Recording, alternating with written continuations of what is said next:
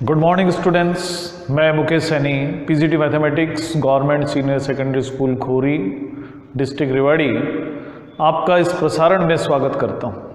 प्यारे बच्चों, हम पिछले लेक्चर्स में लीनियर प्रोग्रामिंग प्रॉब्लम्स को किस तरह से सॉल्व करें ये सीख चुके हैं। आज इसी क्रम में एक्सरसाइज 12.2 से कुछ क्वेश्चंस हम आज सॉल्व करेंगे। तो आज जो हम पहला क्वेश्चन ले रहे हैं ये 8वां क्वेश्चन है हमारी बुक से। एक बार हम इसको पढ़ लें कि इसमें हमें क्या करना है। क्वेश्चन एक बार मैं पढ़ देता हूँ, आप लोग भी अपनी बुक से इस क्वेश्चन को ज़रूर पढ़ें। क्वेश्चन है कि एक merchant plans to sell 2 types of personal computers, a desktop model and a portable model that will cost rupees 25,000 and rupees 40,000 respectively। तो यानी कोई भी मर्चेंट है जो 2 टाइप के कंप्यूटर्स बेचता है, एक है डेस्कटॉप और दूसरे हैं मूविंग कंप्यूटर्स जिसे हम लैपटॉप कह सकते हैं। तो पोर्टेबल लैपटॉप्स या पोर्टेबल मॉडल को आप लैपटॉप कह दें। तो जहां तक कॉस्ट की बात है, per unit cost desktop model की है 25,000 रुपये और लैपटॉप की जो कीमत है वो 40,000 रुपये पर यूनिट। जो सेलर है उसने ये एस्टीमेट लगाया हुआ है कि दोनों की जो टोटल डिमांड है वो 250 से ज़्यादा नहीं होगी। तो डिमांड 250 से अधिक नहीं होनी चाहिए, लेस और इक्वल टू 250 यूनिट्स होनी चाहिए दोनों को मिलाकर। उसके बाद में determine the number of units of each type of computers which the merchant should stock to get maximum profit if he does not want to invest more than rupees 70 lakhs। वो 70 लाख रुपए से ज़्यादा इन्वेस्ट भी नहीं करना चाहता। अगर उसके प्रॉफिट की बात करें तो प्रॉफिट है, जो डेस्कटॉप मॉडल है उस पर 4,500 रुपये पर यूनिट का प्रॉफिट है और पोर्टेबल मॉडल जो कि लैपटॉप हम कह सकते हैं वो 5,000 रुपये पर यूनिट का प्रॉफिट। तो हम प्रॉफिट की भी बात कर लें तो प्रॉफिट है उसका 4,500 रुपये पर यूनिट और 5,000 रुपये पर यूनिट।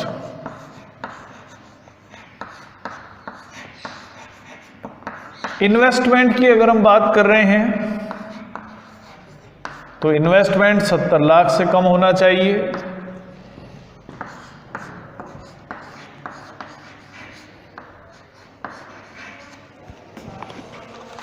अब हमें बताना है कि वो कैसे इन डेस्कटॉप मॉडल का, लैपटॉप मॉडल का किस तरह से इनको सेल करे कि उसका प्रॉफिट जो है वो मैक्सिमम हो जाए। तो मान लेते हैं कि लेट फॉर मैक्सिमम प्रॉफिट के लिए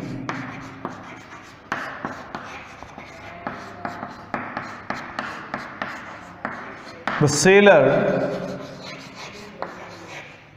sells X desktops and Y laptops। तो यह मान लेते हैं कि मैक्सिमम प्रॉफिट तभी होगा जबकि वो X लैपटॉप्स बेचे और Y लैपटॉप्स बेचे। तो अब हम LPP को बना लेते हैं। पहला काम है ऑब्जेक्टिव फंक्शन बनाना, यानी हम मैक्सिमाइज करेंगे Z को। Z होगा कि प्रॉफिट कितना है, 1 यूनिट पर 4,500 है डेस्कटॉप मॉडल पर और 5,000 रुपये है लैपटॉप मॉडल पर। तो ये होगा 4,500x प्लस 5000 वाई। ये हमारा ऑब्जेक्टिव फंक्शन है। और कंडीशंस क्या हैं वो भी हम ध्यान रखते हैं, सब्जेक्ट टू कंडीशंस। तो कंडीशंस हैं, पहली कंडीशन है कि जो डिमांड है दोनों की कंबाइंड फॉर्म में 250 यूनिट से ज़्यादा नहीं है। तो यानी x और y दोनों मिल जाएं तो भी 250 से कम ही होने चाहिए। तो ये पहली कंडीशन है कि x प्लस वाई 250 से कम, ये पहली कंडीशन। दूसरी कंडीशन है पैसे। जो इन्वेस्टमेंट है वो 70 लाख रुपए से ज़्यादा वो इन्वेस्ट नहीं कर सकता है। जबकि अब कॉस्ट की बात करें तो एक डेस्कटॉप मॉडल की कॉस्ट 25,000 रुपये है, लैपटॉप की कॉस्ट 40,000 रुपये है। तो अगर आप X डेस्कटॉप लेते हैं आपको खर्च करने पड़ेंगे 25,000 X रुपये, और लैपटॉप्स के लिए आपको खर्च करने पड़ेंगे 40,000 Y रुपये। 25,000 X प्लस 40,000 Y, और ये इन्वेस्टमेंट 70 लाख से कम होना चाहिए।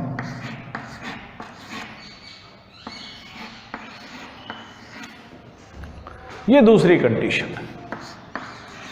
X और Y दोनों ग्रेटर और इक्वल टू 0 होने ही चाहिए। ये नॉन नेगेटिव कांस्टेंट्स। अब हम इनको सॉल्व कर लें। हमारी लीनियर प्रोग्रामिंग प्रॉब्लम बन चुकी है। ये हमारी दो इनइक्वेशंस हैं, दो कंडीशंस हैं। ये हमारा ऑब्जेक्टिव फंक्शन है। तो जो कॉरस्पॉन्डिंग इक्वेशंस हैं वो हो जाएंगी, पहली है x प्लस वाई बराबर 250। इसको आप आराम से इंटरसेप्ट फॉर्म में चेंज कर सकते हैं। x divided by 250 plus y divided by 250 और इक्वल टू 1। ये हमारी पहली इक्वेशन। अब दूसरी इक्वेशन होगी, दूसरी इक्वेशन है 25,000 x प्लस 40,000 y बराबर 70 lakh.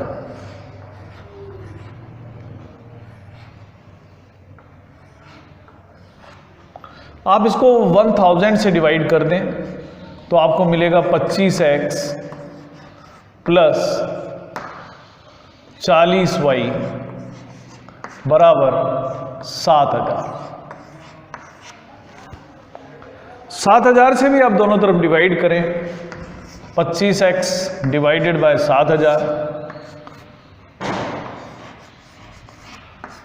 Plus 40y divided by 7,000 बराबर होगा 1। आप 25 से भाग दे सकते हैं न्यूमरेटर डिनोमिनेटर को।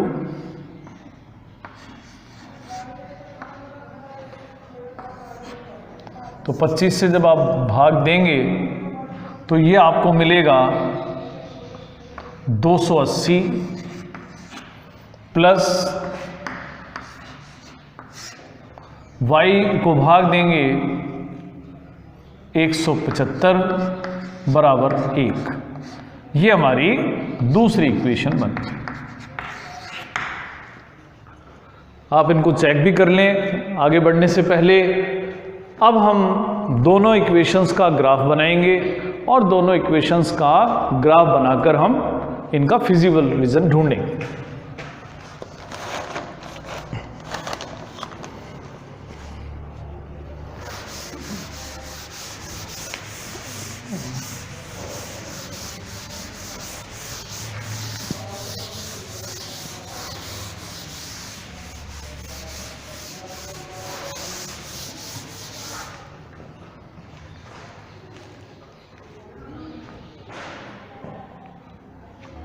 तो जो हमारी पहली इक्वेशन है उसमें हमने देखा कि x डिवाइड हो रहा है 250 से, दूसरी इक्वेशन में डिवाइड हो रहा है 280 से।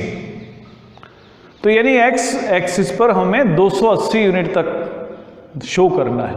वाई एक्सिस पर हमें 250 यूनिट तक शो करना है, यानी अब 25-25 के गैप पर ये ले लेते हैं हम वाई एक्सिस पर, जबकि एक्स एक्सिस पर अगर आप ले इनको तो आप चलिए दोनों पर हम सेम ही ले लेते हैं 25-25 यूनिट्स। तो ये 25, 50, 75, 100, 125, यहाँ हम 100 लिख देते हैं, ये 200, ये 300। ऐसे ही वाई एक्सिस पर भी 25 यूनिट के गैप पर हम निशान लगा लेते हैं, ये 100 यूनिट हो जाएंगे,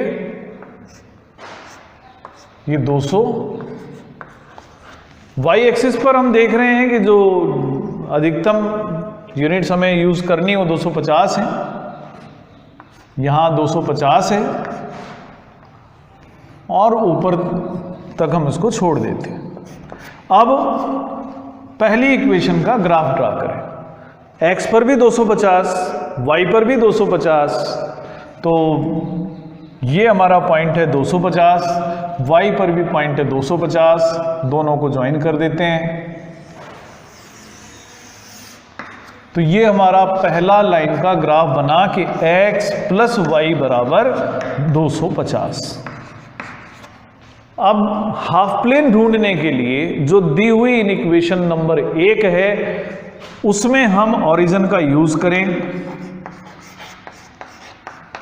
इन equation 1 we will get 0 is less than 250, it is true, यानी कि जिस हाफ प्लेन में ओरिजिन रहता है वो रिक्वायर्ड हाफ प्लेन है और वो हाफ प्लेन इस लाइन से नीचे वाला हिस्सा। अब दूसरी लाइन को और ड्रा करें। x पर हमें लेना 280, ये 250 है, ये 275, तो इसके पास ही एक पॉइंट मिलेगा, ये 280 हम यूज कर लेते हैं और y एक्सिस पर जो पॉइंट हमें यूज करना वो 175 है, तो ये पॉइंट है 175। इन दोनों पॉइंट्स को हम ज्वाइन कर देते हैं और जो इक्वेशन है वो भी हम साथ में यहां लिख दें कि भाई 25x प्लस 40y बराबर 7000 की ये इक्वेशन।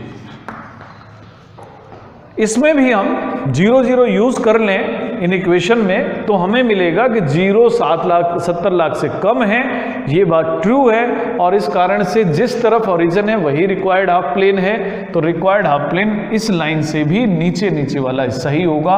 और दोनों को अगर हम कॉमन एरिया की बात कर लें तो ये जो हिस्सा है जिसे हमने शेड किया है ये हमारा फिजिबल रीजन है और इस फिजिबल रीजन में जो कॉर्नर पॉइंट्स हैं वो ये है O, A, B और C। तो OABC हमारा required feasible region, OABC is required feasible region. तो इस रिक्वायर्ड फिजिबल रीजन के कॉर्नर पॉइंट्स हम मालूम करेंगे और वहीं पर हमारा सॉल्यूशन भी मिलेगा। तो 3 पॉइंट्स तो हमें मालूम ही है, केवल हमें पॉइंट बी मालूम करना है। पॉइंट बी मालूम करने के लिए ये जो इक्वेशंस हैं इन्हें हम सॉल्व कर लेते हैं। तो टू फाइंड पॉइंट बी हम सॉल्व करते हैं दोनों इक्वेशंस को। पहली इक्वेशन है x प्लस वाई बराबर 250 और दूसरी है 25x प्लस 40y बराबर 7000।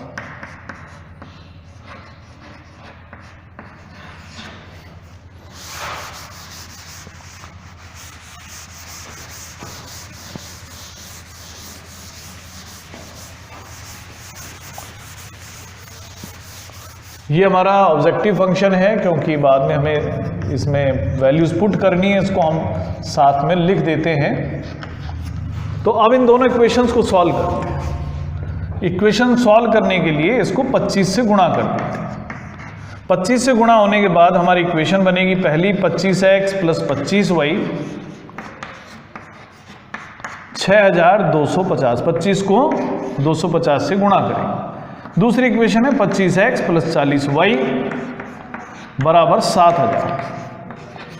अब माइनस करने पर हमें मिलेगा -15y बराबर -750, यानी y की जो वैल्यू है 750 भाग 15 है, यानी y है 50। y की वैल्यू 50 हम रख देंगे इक्वेशन 1 में, तो x की वैल्यू हमें मिलेगी 200, यानी x और y दोनों हमें मालूम हो चुके हैं। तो पॉइंट B के जो कोऑर्डिनेट्स हैं वो हैं x 200 और y 50। अब मैं z की वैल्यू फाइंड कर सकता हूं। z की वैल्यू ओरिजिन पर तो 0 हो ही जाएगी, z की वैल्यू a पर, a पॉइंट जो है वो हमने लिया था 250 और 0, तो 4500 गुणा 250 प्लस 0, इसको हम सॉल्व कर लेते हैं। तो मल्टीप्लाई करने पर आपको 3 0 तो मिलेंगे ही मिलेंगे। 25 को 5 से गुणा करें 125 आएगा, 12 हासिल आएगा। 25 को आप 4 से गुणा करें 100 और 12 112। अब z की वैल्यू b पर फाइंड करें।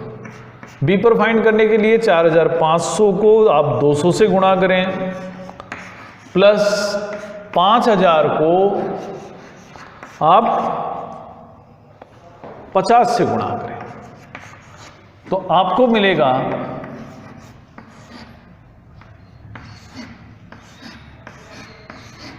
5 को 50 से गुणा तो आपको मिलेगा 25। दोनों को आप जोड़ दें, जोड़ने पर आपको मिलेगा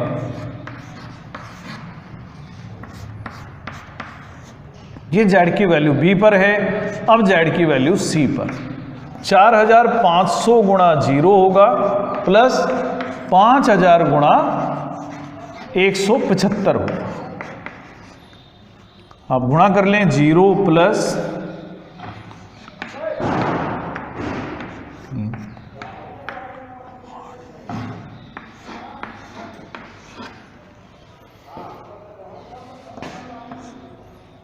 'तो ये हमारी वैल्यूज हमें मिल जाती हैं। अब आप इसमें अधिकतम वैल्यू देखें z की कौन सी है, तो ये है 11,25,000। यहां पर हमें मिला है 11,50,000 और ओरिजिन पर तो वैल्यू 0 ही है, ये 8,75,000 हो गया। तो सबसे ज़्यादा जो वैल्यू आती है वो है 11,50,000, यानी प्रॉफिट अधिकतम होगा 11,50,000 रुपए का, जबकि सेल किए जाएंगे 200 यूनिट्स डेस्कटॉप मॉडल्स और 50 यूनिट पोर्टेबल मॉडल्स। यही हमें मालूम करना था कि मैक्सिमम प्रॉफिट कितना है और उस मैक्सिमम प्रॉफिट को ऑब्टेन करने के लिए कितनी कितनी यूनिट्स हमें सेल करनी चाहिए। अब हम लेते हैं अगला क्वेश्चन, जो क्वेश्चन नंबर 9 है। तो 9th क्वेश्चन को पढ़ लें हम एक बार।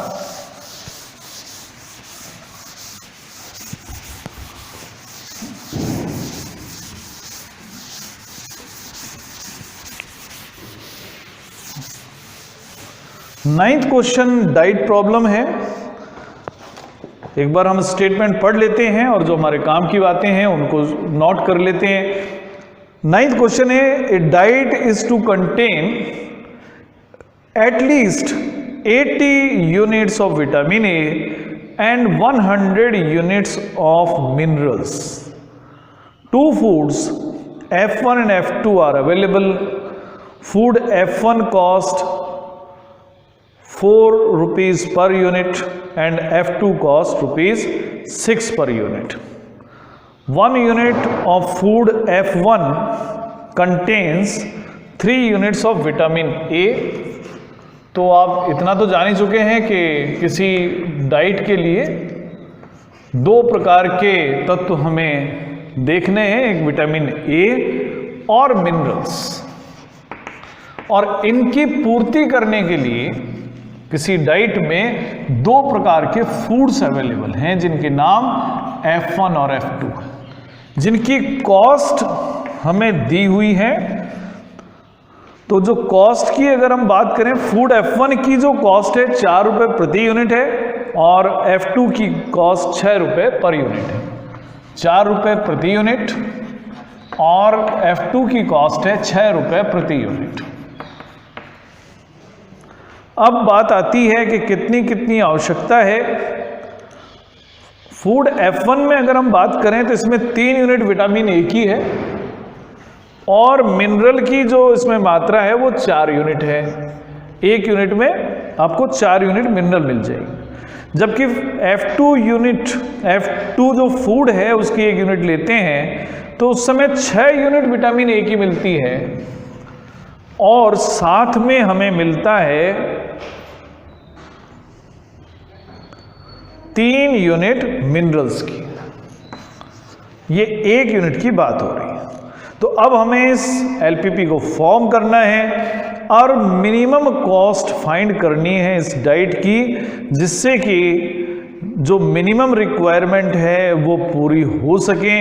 अब मिनिमम रिक्वायरमेंट जो दे रखी हैं वो भी हम देखते हैं कि कितनी मिनिमम रिक्वायरमेंट है। मिनिमम रिक्वायरमेंट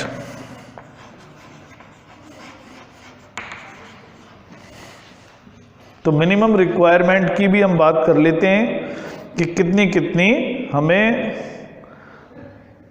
तो हम दोबारा से इसको पढ़ते हैं, यहीं से हमें मिनिमम रिक्वायरमेंट भी मिलेगी। A diet is to contains at least 80 units of vitamin A. तो विटामिन ए कम से कम 80 यूनिट और मिनरल की अगर हम बात करें तो कम से कम 100 यूनिट।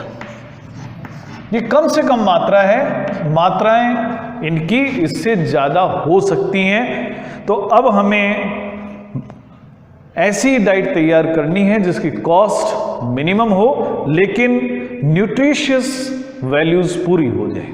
मान लेते हैं इस काम के लिए हम X यूनिट फूड F1 लेते हैं और Y यूनिट फूड F2 लेते हैं। Let for optimum result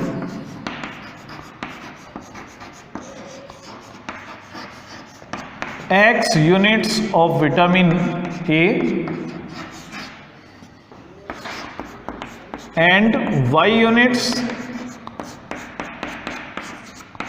of minerals are used.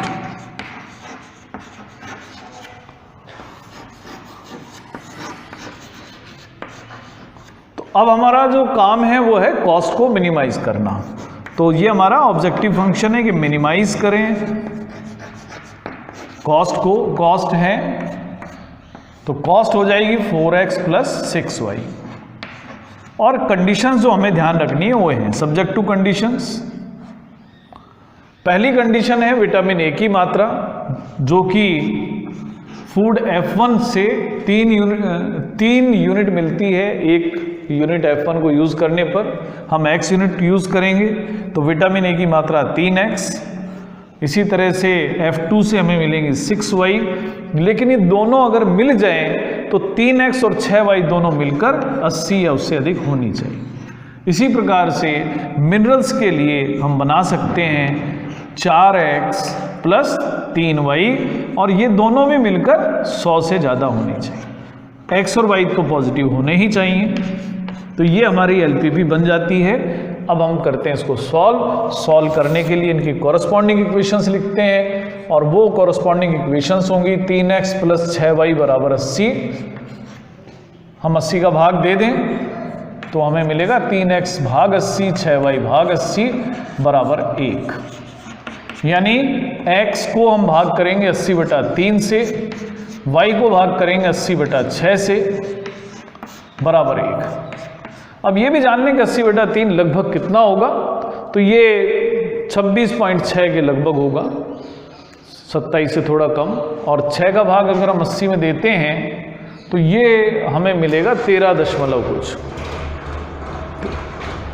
तो ये 13 से थोड़ा ज़्यादा है और ये 27 से थोड़ा कम है। ये हमारी पहली इक्वेशन। दूसरी इक्वेशन है वो है 4x प्लस 3y बराबर 100। आप 100 से भाग दें, 4x को 100 से भाग दिया, 3y को भी 100 से भाग दिया, बराबर आया 1। तो हमें मिला x भाग 25 प्लस y भाग 100/3 बराबर 1। यानी y के नीचे जो वैल्यू है वो लगभग 33.3। तो ये दो इक्वेशंस हैं, इनकी हेल्प से हम ग्राफ ड्रा करते हैं। दो परपेंडिकुलर लाइंस लेते हैं। x पर x एक्सिस पर जो हमें स्केल यूज करना वो इस प्रकार का है कि अधिकतम हमें 27 यूनिट्स कवर करने का मौका मिले। y एक्सिस पर हमें यहाँ 13 यूनिट लेनी है, यहाँ 33 से थोड़ी ज़्यादा, तो y एक्सिस पर आप 35 तक यूनिट ले सकते हैं। तो आप 5-5 का गैप ले लें। 5, ये 35 है। इसी तरह से ओरिजिन से यहाँ पर भी हम इसी प्रकार से हम 5-5 यूनिट का गैप ले लेते हैं। तो ये 25 यूनिट है और 80/3 जो 27 से थोड़ा कम होगा वो पॉइंट हम ये ले लेते हैं। इसी तरह से y एक्सिस पर जो पहला पॉइंट हमें यूज करना है 80/6, तो ये लगभग 13.3 होगा। तो 10 और ये 15 है, तो ये जो पॉइंट है हम इसे ले लेते हैं 80/6 y एक्सिस पर। और ये जो पॉइंट हमने लिया है ये हमने लिया है 80/3। तो पहली लाइन बनाने के लिए x एक्सिस पर जो 80/3 वाला पॉइंट है वो लें, y एक्सिस पर 80/6 वाला पॉइंट लें और दोनों को मिला दें। अब कौन सा हाफ प्लेन हमारा रिक्वायर्ड हाफ प्लेन है, इसके लिए मैं जो हमारी इनइक्वेशन है उसमें 0 0 का यूज करता हूं। पहली इक्वेशन में जब हम यूज करेंगे तो मुझे मिलेगा कि 0 80 से बड़ा है, जो कि एक फॉल्स स्टेटमेंट है। इस कारण से 0 0 हमारे रिक्वायर्ड सॉल्यूशन सेट में नहीं होगा। तो वो हिस्सा जहां ओरिजिन नहीं है वो हमारा सॉल्यूशन सेट होगा, यानी इस लाइन से ऊपर वाला हिस्सा। इसी तरह से दूसरी लाइन बनाने के लिए x पर हम 25 यूनिट पर निशान लगाएंगे, y एक्सिस पर 100/3 यानी लगभग 33.3 पर। तो इन दोनों पॉइंट्स को हम मिला लेते हैं और ये इक्वेशन हम लिख भी दें कि 3x प्लस 6y बराबर, ये जो इक्वेशन है 4x प्लस 3y बराबर 100 की इक्वेशन। इस इक्वेशन में भी हम 0 0 का यूज करते हैं तो हमें फिर मिलता है कि 0 100 से बड़ा है, जो कि गलत स्टेटमेंट है। यानी 0 0 इसका भी पार्ट नहीं है, यानी जो रिक्वायर्ड सॉल्यूशन सेट है वो इस पॉइंट से ऊपर ऊपर होना चाहिए। तो हम देख रहे हैं कि जो हमारा फिजिबल रीजन है वो अनबाउंडेड है, और अनबाउंडेड में जो बॉर्डर पॉइंट्स हैं, कॉर्नर पॉइंट्स हैं, वो हमारे कॉर्नर पॉइंट्स ये हैं, एक, ये दूसरा और ये तीसरा। इनका नाम हम रख देते हैं A, ये B और C। तो कॉर्नर पॉइंट्स हमारे हैं, पहला पॉइंट तो निश्चित ही है, A जिसका नाम है वो है 80/3 और 0। C पॉइंट के जो कोऑर्डिनेट्स हैं x एक्सिस पर 0 पॉइंट है और y एक्सिस पर जो पॉइंट है वो 100/3। B पॉइंट हमें ढूंढना होगा। तो B पॉइंट के लिए दोनों इक्वेशंस 3x प्लस 6y बराबर 80 और 4x प्लस 3y बराबर 100 को हम सॉल्व कर लेते हैं। तो इनको सॉल्व करते हैं। 3x प्लस 6y बराबर 80 और 4x प्लस 3y बराबर 100। तो इन दोनों को हम सॉल्व करते हैं। सॉल्व करने के लिए दूसरी इक्वेशन को हम 2 से गुणा कर लें तो हमें मिलेगा 8x प्लस 6y बराबर 200, ये हमारी दूसरी इक्वेशन बन गई दोबारा से, और जबकि पहली थी 3x प्लस 6y बराबर 80। अब इन दोनों को सॉल्व करने के लिए हम करते हैं सब्ट्रैक्ट, तो हमें मिलता है 5x बराबर 200 में से 80 घटा देंगे 120, तो x मिलता है 24। x की वैल्यू 24 रखते हैं तो 3 गुणा 24 प्लस 6y बराबर 80, तो 72 प्लस 6y बराबर 80, तो 6y मिला 8 और y मिल गया 8/6 यानी 4/3। तो पॉइंट B हुआ 24 और 4/3, तो पॉइंट B भी अब हमें मिल चुका है, 24 और 4/3। अब z की वैल्यू इन तीनों पॉइंट्स पर हम फाइंड भी करते हैं। z हमारा 4x प्लस 6y, तो z की वैल्यू a पर, z की वैल्यू b पर और z की वैल्यू c पर हम फाइंड कर लेते हैं। z की वैल्यू a पर जब फाइंड करेंगे तो 4 गुणा a पॉइंट पर x है 80/3 और y है 0, तो ये जो वैल्यू आएगी 320/3 आ जाती है। z की वैल्यू अगर हम b पर फाइंड करते हैं तो 4 गुणा में जो x हमें मिला है वो 24 है, प्लस 6 गुणा में y मिला है 4/3, तो 96 प्लस 24/3 या 96 और 8 104 को हम लिख सकते हैं। z की वैल्यू अब c पर भी हम फाइंड कर लेते हैं। z की वैल्यू c पर होगी 4 गुणा, क्योंकि x एक्सिस पर x वैल्यू तो 0 है c पॉइंट पर, जबकि जो y है वो 100/3 है, 6 गुणा 100/3 यानी ये है 200। हमें देखना मिनिमम कौन सा है। 320/3 की अगर मैं वैल्यू फाइंड करूं तो ये जो वैल्यू आएगी 106 दशमलव कुछ आएगी, 106.67 के लगभग आएगा। तो सबसे कम वैल्यू हम देख रहे हैं, जो सबसे कम वैल्यू है वो बी पर है, तो यानी पॉइंट बी पर जो वैल्यू वो मिनिमम हो सकती है, लेकिन मिनिमम है या नहीं है इसको कंफर्म करना पड़ता है, क्योंकि एरिया अनबाउंडेड है। तो वेरीफाई करने के लिए तो minimum value is 104। To verify it, confirm करें कि है या नहीं है, ड्रा द ग्राफ ऑफ जो हमारा ऑब्जेक्टिव फंक्शन है 4x प्लस 6y, वो लेते हैं और 104 से कम रख देते हैं, 104 से कम।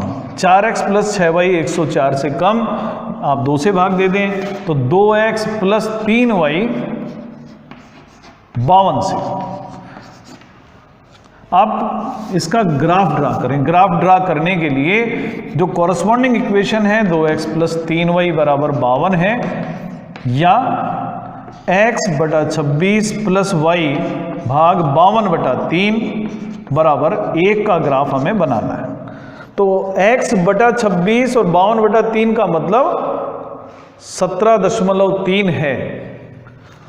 26 जो पॉइंट है ये हमारा 25 और 80/3 के बीच में कहीं आएगा, तो ये पॉइंट हम ले लें, और 17/3 जो पॉइंट है ये हमारा 15 है, ये 20 है, तो 17.3 यहां कहीं आएगा। इस पॉइंट को हम यहां से मिला देते हैं। तो ये जो ग्राफ है ये 2x प्लस 3y बराबर 52 का ग्राफ है। जब मैं इसमें ओरिजिन रखता हूं तो 0 छोटा है 52 से, तो इसका जो हाफ प्लेन है वो इस लाइन से नीचे नीचे आता है।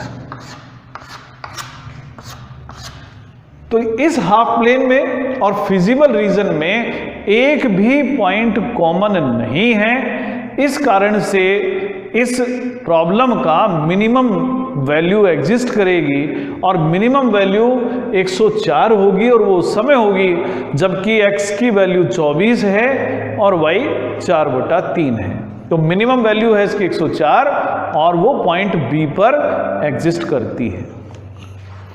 तो प्यारे बच्चों, आज के लिए हमारे पास समय इतना ही है। कुछ और प्रॉब्लम्स के साथ हम अगले लेक्चर में फिर मिलेंगे। आज के लिए इतना ही। धन्यवाद।